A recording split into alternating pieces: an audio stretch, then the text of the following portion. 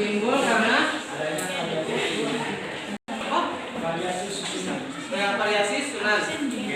Golongan keanekaragaman tingkat spesies.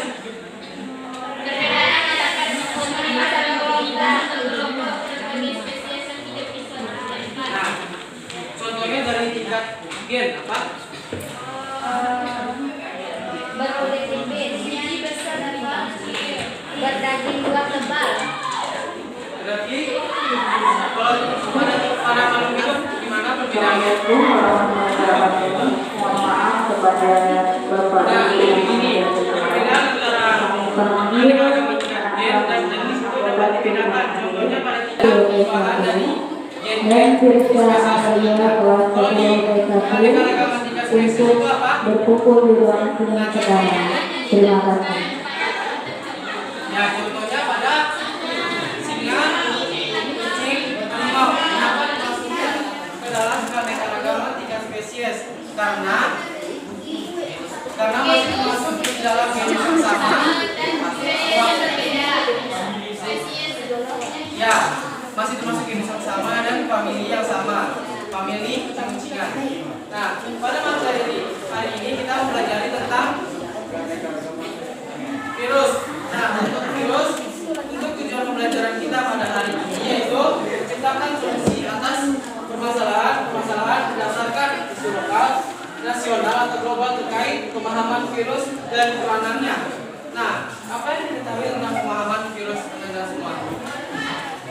Virus itu apa? Penyakitnya apa? Kenapa?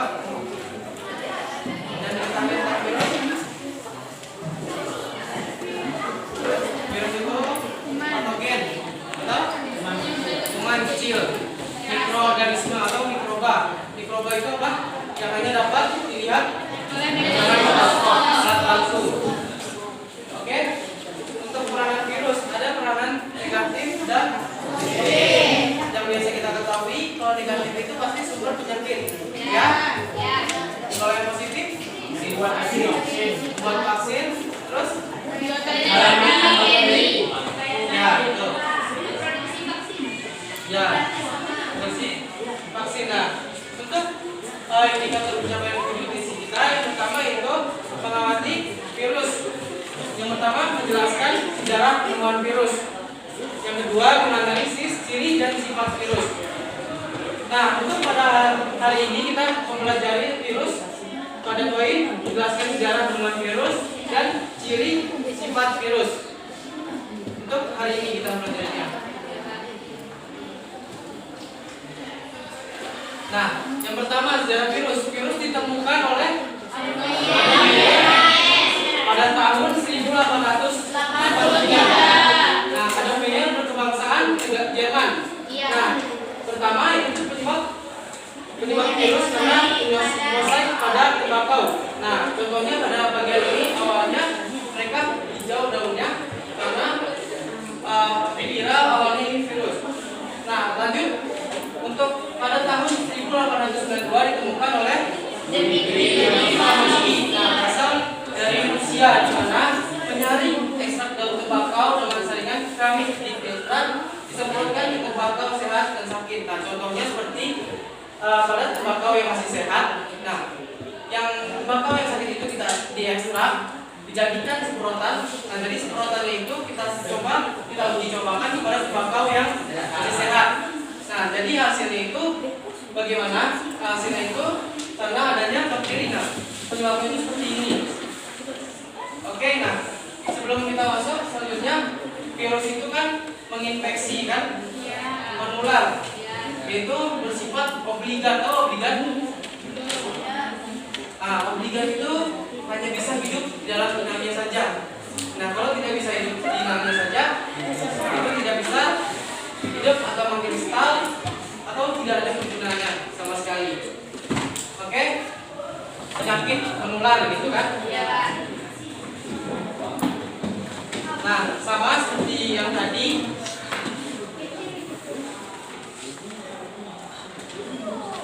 virus. Nah, pada tahun 1897 ditemukan oleh Martinus. Nah, yang memberi nama virus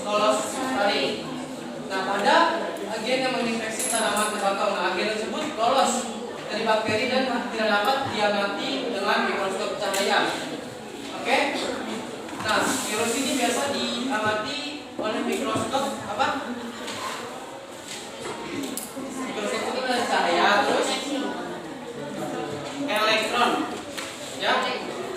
Oke, mikroskop elektron. Nah, setelah istilah virus sebagai virus. Nah, ini penemu asli. Yang sebelum-sebelumnya belum dikatakan virus, masih dikatakan kuman kecil atau makhluk-makhluk mikroba. Nah, pada tahun 1935 oleh Mendel, nah berhasil mengisolasi dan mengkristal virus. Nah, ini tepatnya contohnya pada kita pada misalnya berpenyakit virus, contohnya pada corona kemarin. Yang orang yang terjangkit virus corona pasti diisolasi, ya kan? Ada isolasi mandiri, ada yang dari pemerintah. Nah, agar tidak menyebar, karena sifat virus itu menyebar, menularkan. Bisa lewat dari udara, bisa lewat dari kontak fisik dan lain sebagainya. Itu dari sejarah virus. Itu hanya dapat hidup di dalam sel makhluk hidup. Nah, ini juga saya sebut obligat ya tadi. Nah, untuk bereproduksinya bersifat intraseluler obligat. Tadi obligat itu yang hanya bisa hidup dengan inangnya. Setelah itu virus tidak memiliki kelengkapan metabolik atau organel yang bisa disebut organel sel, tapi hanya bisa bakteri genetik. Contohnya hanya mempunyai satu zat DNA saja. Ya, kalau bakteri kan mempunyai DNA, RNA, organel sel walaupun hanya inti selnya saja. Nah, yang digunakan untuk reproduksi dan mengambil alih sistem pembangkit energi dan membuat protein. Nah, yang membuat protein itu DNA-nya. Lalu pada saat di luar inang virus ini tidak berdaya atau seperti mati. Nah, dan juga dapat dikristalkan. Oke? Nah, berarti kalau misalnya pada virus corona itu orang tersebut mati, berarti virus itu mengkristal. Nah, sedangkan virus hanya bisa hidup dalam makhluk hidup, di dalam sel makhluk hidup lain. Jadi misalnya orang yang meninggal itu kan kita tutup, terus kita pakai alat-alat medis. Jadi biar saat mayat yang terkena terjangkit virus corona tersebut tidak menular, karena sifat virus menular. Nah, maka itu harus sedia alat-alat medis. Nah, termasuk juga flu itu kan kalau misalnya menular juga kan dari bisa dari temannya atau mungkin dari hal-hal yang betul biasanya. Nah, tidak hanya itu kan kalau virus dalam flu itu kita biasanya pakai masker biar tidak menular. Oke? Nah, jadinya seperti flu dan lainnya itu karena antibodi kita itu kurang. Contohnya karena antibodi kita kurang, jadi virus itu menyerang tubuh kita. Antibodi itu kan menjaga tubuh kita dari hal-hal asing, contohnya seperti virus, bakteri, dan hal-hal yang negatif lainnya. Nah, alasan kenapa antibodi kita lemah atau tidak seperti biasanya itu karena salah satunya itu bergadang. Ada juga seperti makan yang tidak sehat, itu yang menyebabkan antibodi kita melemah dan mudah terkena flu. Biasanya ada yang bulat, ada yang batang, ada yang poligris dan huruf T. Ini dari bentuk-bentuk virus. Kalau misalnya dari virus corona itu bentuk seperti apa? Polindris. Ya, polindris. Nah, kalau bentuk flu seperti apa? Bulat. Atau batang? Nah, kalau yang batang apa? Kenapa itu? Yang bulat? Kalau yang batang, tadi kan yang bulat temannya bilang virus. Nah, kalau yang batang apa penyakitnya biasanya berbentuk virus batang? Wah, Ebola. Ya. Nah, lanjut. Ekor, bagian sini itu kepala, bagian sini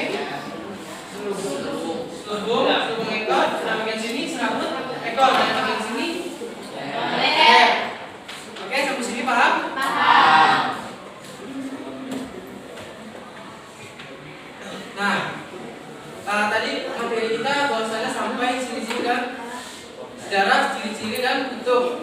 Nah, jadi apa kesimpulan kita pada materi kita hari ini? Assalamualaikum warahmatullahi wabarakatuh. Kami beritahukan kepada perwakilan kelas yang telah ditunjuk baik oleh wali kelas ataupun anggota kelas untuk sebagai menjadi perwakilan kelas dalam MPK. Nanti siang jam 2 kita berkumpul untuk mengadakan sidang awal anggota MPK. Nanti siang jam 2 kita akan mengadakan rapat atau sidang pertama di sekolah dengan pembina OSIS dan wakil kepala sekolah dan ketua. Jadi kami mohon seluruh yang telah terdaftar satu per kelas agar hadir jam 2 di sekolah untuk mengikuti rapat pertama MPK. Terima kasih. Assalamualaikum warahmatullahi wabarakatuh. Wendel. Nah, Wendel, habis itu sudah selesai penemuan virus. Nah, untuk Wendel itu dia menemukan bahwasanya virus itu bisa diisolasi. Kalau pada virus yang sebelum Wendel tadi apa? Nah, Martinus itu baru dinamakan bahwasanya virus seperti itu. Kalau Domeo tadi kan masih disebut teman-teman kecil. Di Martinus itu sudah disebut namanya virus. Nah, yang kedua materi kita yang kedua itu ciri-ciri dan sifat virus. Nah, apa kesimpulannya tadi kata Alfian bahwasanya virus itu bersifat menular, obligat, yang hanya bisa hidup dalam lingkungannya saja, selingannya. Nah, di situ apalagi? Nah, ukurannya sangat kecil, ya, yang hanya bisa dilihat dengan alat bantu. Nah, selanjutnya terdapat hanya tersusun sulfur protein. Nah, sulfur protein itu DNA biskut kan? Yang kapsul tadi?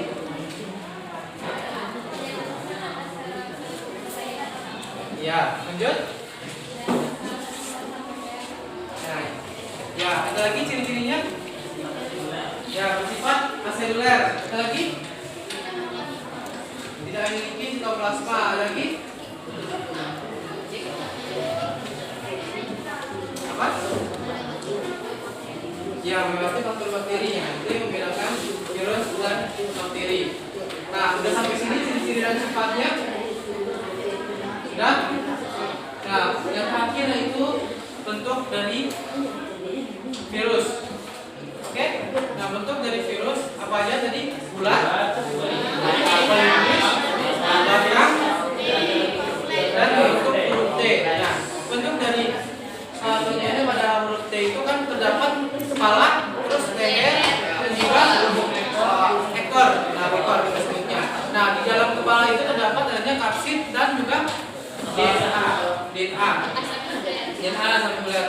Nah, untuk di leher itu tidak ada di buku paketnya untuk dari virus ada. Nah, oke.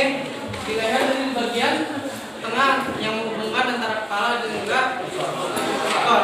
Nah, dan yang di ekor apa aja bagiannya? Hubung ekor, serabut ekor, lempeng dasar, jarum penunjuk. Nah, itu kesimpulan kita pada materi virus kali ini. Sampai sini sudah paham? Sudah? Nah, untuk minggu depan kita mempelajari tentang reproduksi dari virus dan juga peranan dari virus. Sampai sini ada yang ingin bertanya? Sudah? Nah, baik, sampai sini jika tidak ada yang bertanya, kita akhiri. Wabillahi taufiq